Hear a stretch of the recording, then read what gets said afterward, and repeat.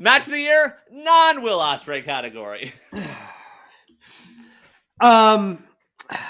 Okay, so the ones I have written down, Sting and Darby versus Young Bucks. I don't think that this is ultimately the match of the year, but it deserves a shout out. Roman Cody at WrestleMania. I think deserves consideration. Again, was it the match of the year from a technical standpoint? No, it was an overbooked, glorious display of sports entertainment, but it was so much damn fun. I think it deserves to be on the list. And it got people believing Dean Ambrose was back somehow. Like, so there was a lot going on in that match. That's very true. Very true.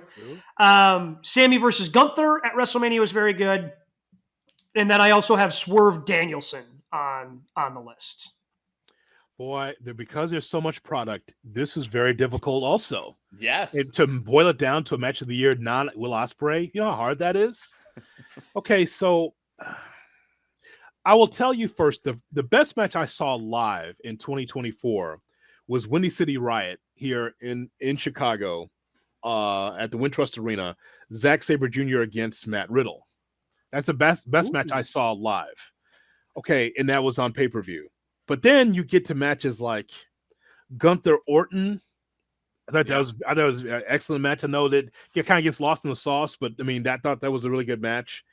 I boiled it down to, guys, Hell in a Cell Punk McIntyre. Okay.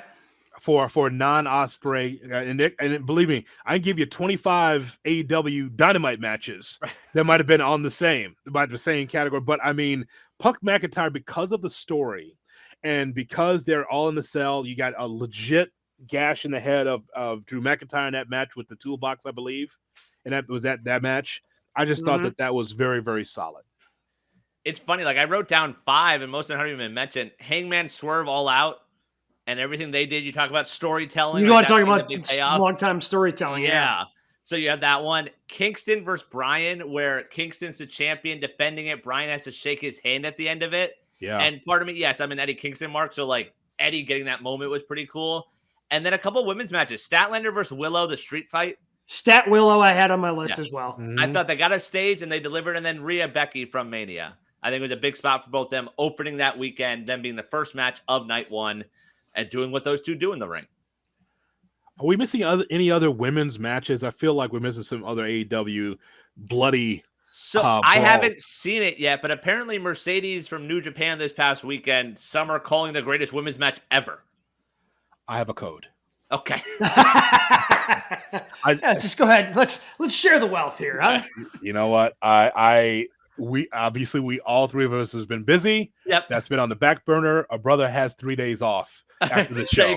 So I will take a look and share a code with you, sir. Yep. People are raving about that one. So like, good job there. I'm trying to think of some others. Like I had trouble even getting these two. Like nothing, like it was a good year of women's wrestling, but there wasn't anything that sort of stood out. Yeah, other than Willow Stat, like that was the first one because I wanted to have a women's match on my list, and that was the one that just kind of stood out right away. Because even like when you start talking about some of the best, wrestlers of the year, it's more about like Rhea Ripley. I mean, she finally wrestled on television, like a week ago, like since the first time since God knows when. So it's not like even some of the best stories being told in either promotion didn't really necessarily involve those top women getting in the ring all that often. Willow Mercedes, Double or Nothing. Yeah, that was really good. Well, it's weird also because like I want to put Tony and Mariah to give them their flowers, but like the match was okay, but the storytelling and even where we're at now with the storytelling of Tony Storm going through what Tony Storm's going through, like it's all so damn good. We'll get to more on Tony. I think Tony's going to be getting her flowers potentially later in the show. I think there's going to be some love for Tony coming up not that far from now. So, do you have a final pick of what you have for match of the year, Brian? I think I'd go Hangman Swerve and All Out. The way they pushed the boundaries. I know it wasn't for everyone, but like it was fun. No, it was very solid. Punk McIntyre, Hell in the Cell. I'll just go with that. But this. Oh my God, there's so many matches. It's hard, man, when you got so much product that's on cable, PLE, pay-per-view, international.